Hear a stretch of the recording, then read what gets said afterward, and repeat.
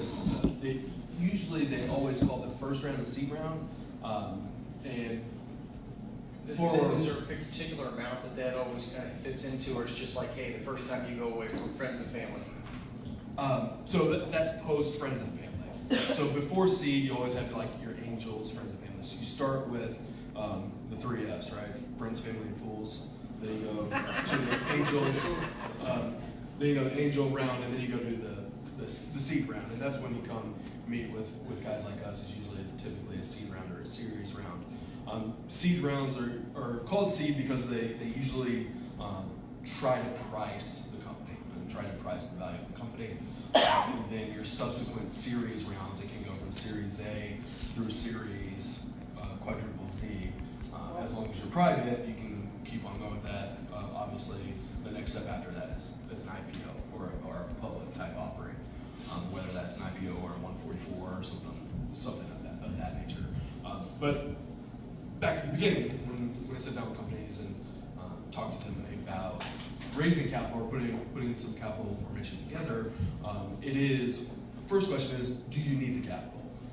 And in a lot of cases, the companies don't need the capital or don't need the type of capital. So the second step is to match the capital to what they need. Hang on, I'll let you off that. Right. So they don't need the capital. So what are the kinds of things that you're seeing that are kind of like, hey, you don't need this, you need something else?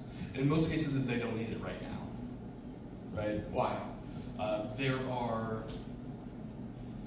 are resources at the company's disposal, whether that be time or free public type of resources, that they can progress the company far enough to either start to incur revenue or get the business in a better position to go out and do a raise, to attract a different type of investor, a less speculative investor, more strategic investor.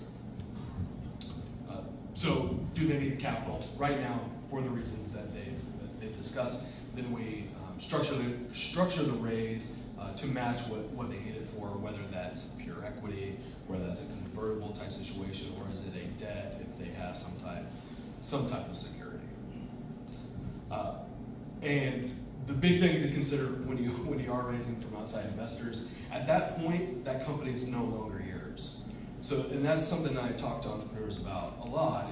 Is if you need the capital, even if your investor is a minority shareholder, and you're still in quote unquote control, the company is no longer yours, and you have a partner in it. So that's something really to consider as well when you sit down to raise capital. Dwayne, let's bounce back over to you.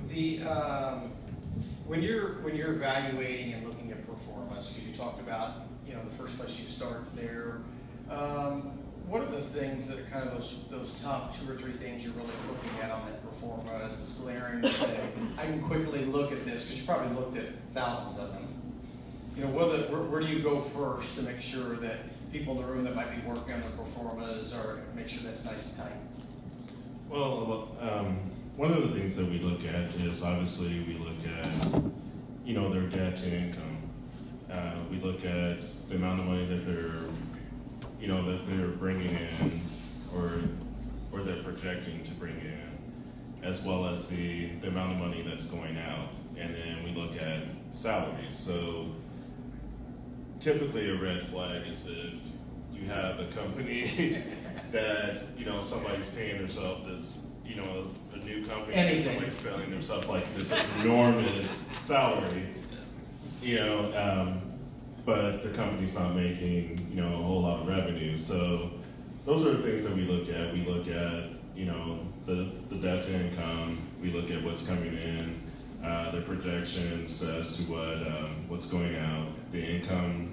We want them to take some type of income because we don't want them to be pulling and don't want them to be stressed out. Yeah, we want them to be able to pay their bills, but we don't want them, pulling from the cash drawer to pay their bills and stuff like that. So we want them to actually have a salary, but not a enormous salary, and not everybody gets a new Corvette for company car and and all those types of things.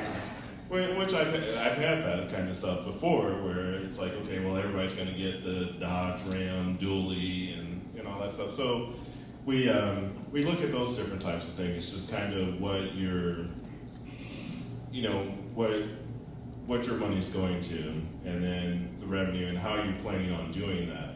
You know, the market share and stuff like that, just to make sure that the numbers are realistic. So when you